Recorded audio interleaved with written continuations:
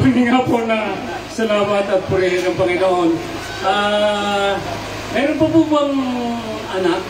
Si Madok?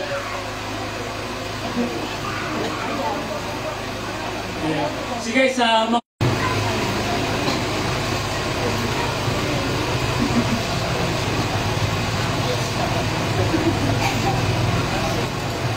hello po. Magandang gabi po sa inyo lahat. Gusto ko din pong kumawit para sa nanay. Magandang gabi po. Ako nga po pala yung pinakamatandang anak ng pinakamatandang anak ng nanay. Ako po ang panganay na apo. Yun po yun. Okay. Gusto ko lang po magbanggit ng ilang mga memorya ko kasama ang nanay. Ang nanay po ay nakita ko na nanay ng lahat. Hindi lang po kaming mga apo. Nakita ko po na siya ay naging nanay ng buong Sampaguita. Dahil pag siya nga po ay naglalakad diyan, kahit mga kabataan, kahit hindi taga dito sa sentro, kahit mga taga-Hulo, nakikita ko na binabati siya. At nakakatuwa po yun para sa amin na mga apo niya na ganun din nila ginagalang ang nanay.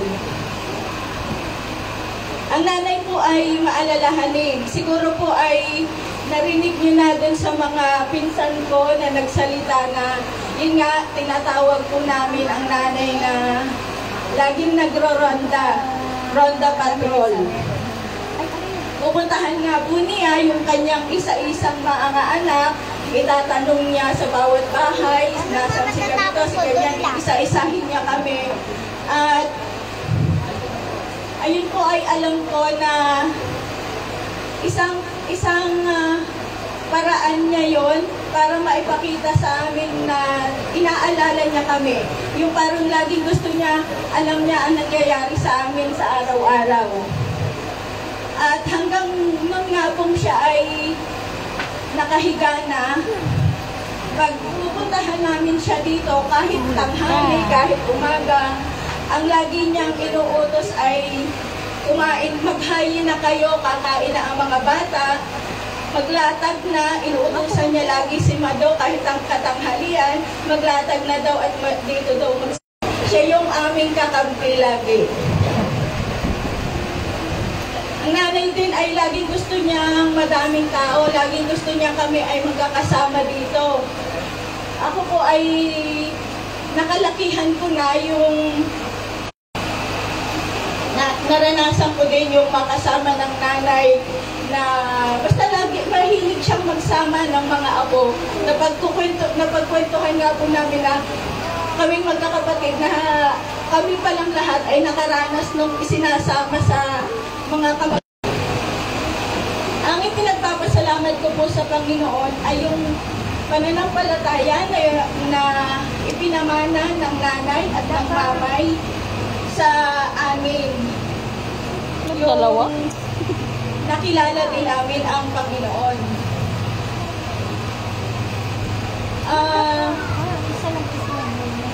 Yung edad ng nanay na 88, siguro nung una, tapos siya nga po ay isa na sa lagi niyang kasabihan sa amin pagka pinapagalitan siya yan. Pag naririnig ko napapagalitan sa kanyang paghihigap, ang sinasabi niya lagi, ako'y mamamatay na, ako'y malapit ng mamatay, laging ganon. Pero salamat sa Panginoon dahil alam ko na siya yung nagko-comfort sa amin, sa buong pamilya. At alam ko na ang nanay ay masaya. Kasama na siya ng Panginoon sa kanyang kaharian. Yun lang po, maraming salamat po sa inyong pakikiramay. Isa pa pong ako, si Junjun.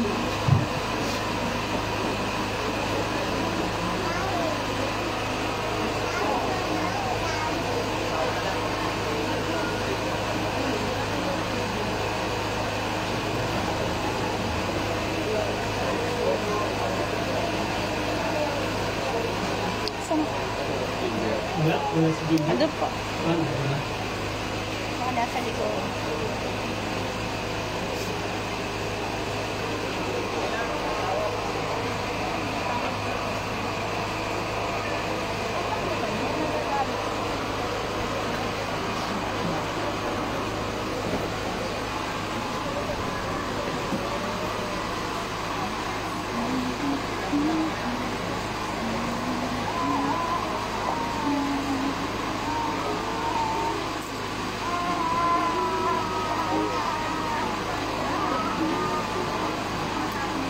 Tawagin niyo po ulit. Meron pa po bang apo na nais magbahagi ng kanilang sasabihin dito? Tinatawagan po bago po si Junjun.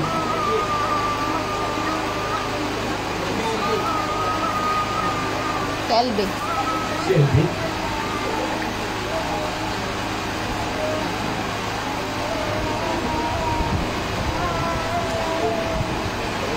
Wala na? Si Ira daw po. Si Ira. Aira? Si Aira?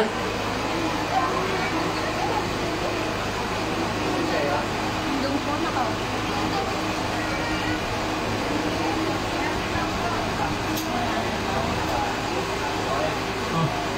Ay, kung wala na po, ay pwede po tayong tumayo at tayo po ay aawit.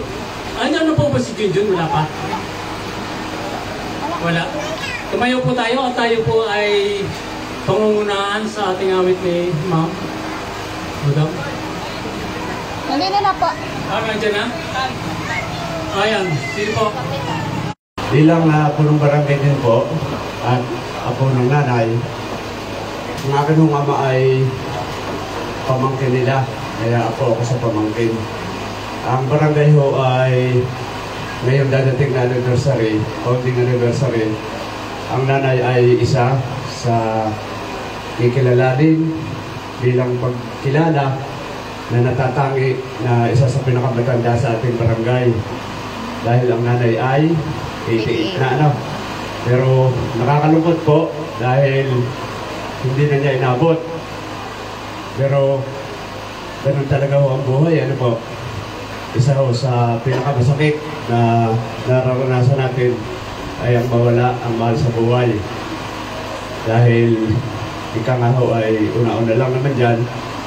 Lalo na ho at ang pagkamatay ng nanay ay masasabing nasa kamay ng mga anak.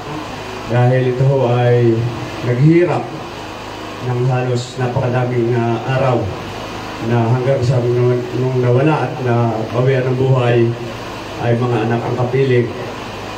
Ang isa ko hong masasabing katangian ng nanay, ito ay pasinungalingan ng mga apo na dumapo at anak na dumapo, manugang ibig sabihin.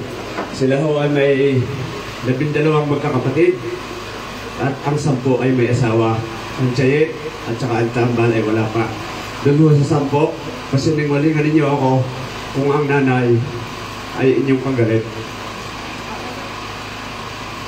Walang makaimik. Ganyan ho ang nanay kabait. Ganyan ho ang nanay kagaling magdala ng buhay. Ganyan ho kagaling ang nanay makisama sa lahat ng kanyang mga manugang at mga apo.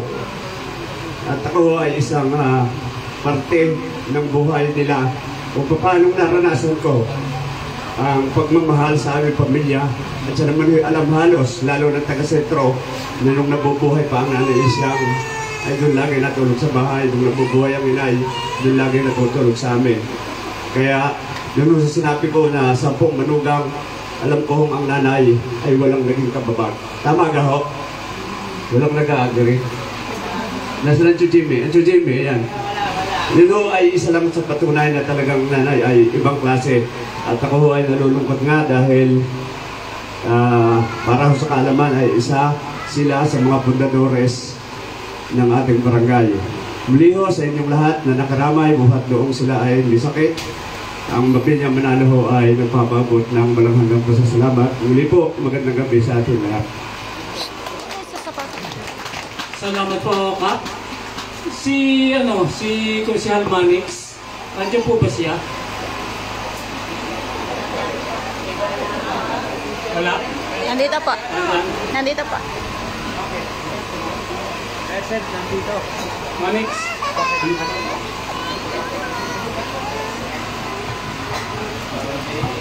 Hello.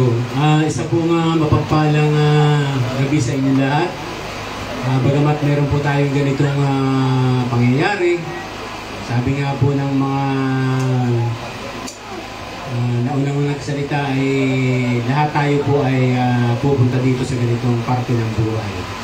Ang natatandaan ko po sa aking biyanan ay yung pagkalinga sa bawat kanyang anak. Simulat natatandaan ko na yung pag-ikot ng lalo pag may okasyon, yung pag-inom ng alak ay yun po yung kanyang hindi niya gusto, pero hanggang sa siya ay nalagutan ng hininga, dumating po sa punto na kahit yung kanyang mga anak na babae at mga manugang ay umiinom na rin. Pero talagang ganun po talaga ang buhay, ano. So, salamat po sa inyo pong pakikisama sa amin sa pagdadalamhati mula po sa pamilya po ng Rabulan. Kami po ay nagpapasalamat sa inyo po palaging pagpunta po dito. Muli po isa pong magandang gabi po sa inyo.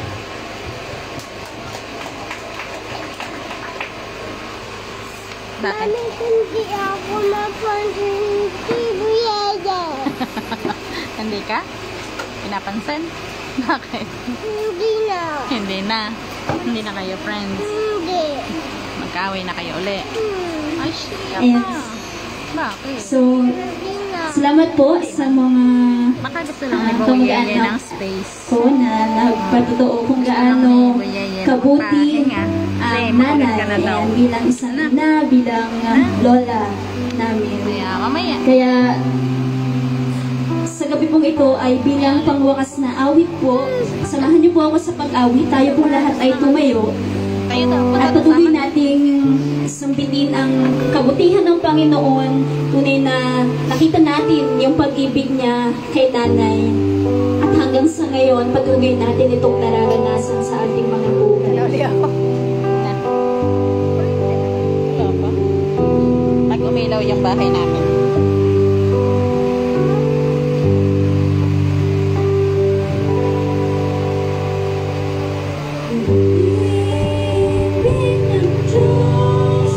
Ang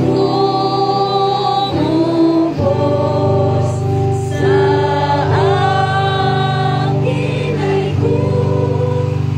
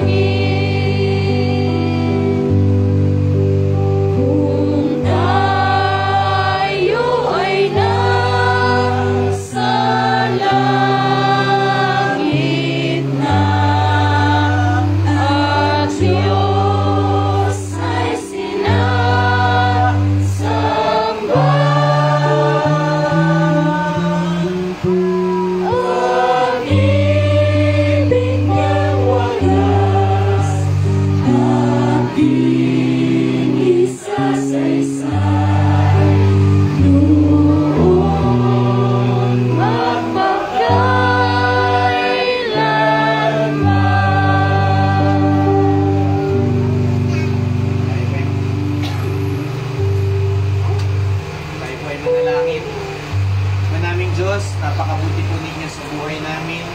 Salamat po sa regalo ng buhay, sa regalo ng pamilya, sa regalo ng pagmamahal na nasaksihan po namin, naranasan ng marami sa amin, Panginoon. Salamat po, O Diyos, sapagkat kinikilala namin na ang lahat po na ito ay mula po sa inyo. Muli po kami nagpapasalamat sa inyo sa buhay po ng Nanay Rosa. May pinahiram niyo sa amin, na binigay niyo po lalo na sa kanyang pamilya, Panginoon, sa kanyang mga anak, mga manugang, mga apo, even sa bawat isa na nagmamahal po sa kanya. Patuloy po namin i-cherish yung mga memories na naiwan sa puso at isipan ng bawat isa. At hayaan po ninyo na ang buhay ng Nanay Rosa ay maging paalala sa amin. Kaalalahanin namin kayo na lumikha sa amin. Bago pa mahuli ang lahat sa amin, bago pa kami, Panginoon, panghinaan, mawalan ng lakas, habang kami po ay mayroon pang maayos na pag-iisip, mayroon pang buhay, bago dumating yung kamatayan sa amin, Panginoon Diyos. Maraming salamat po. Ang pagpapala ninyo, ang pag-ibig, ang kaaliwan, ang paikipisan, at ang kapayapaan na sumaatin nawang lahat. Sa ngalan ng Ama, ng Anak, at ng Espiritu Santo. Amen. Magandang gabi po muli. Mahal na po tayong maupo. Ay, tribute pa. Pinababalita ko po bukas, bago po natin dalhin sa huling hantungan ang karusa, ay mayroon pong gawain sa kapilya. Ito po ay ganap na alas 9 ng umaga. Sana po ay tayo makadalo rin din doon. At muli po, salamat po sa inyong lahat, sa inyong pakikiramay. At tunay po na kami rin pong mga kapatiran ng Sampaguita ay nagpapasalamat sa inyo. Pero mga Meron po. sige po, tayo po ay manunood ng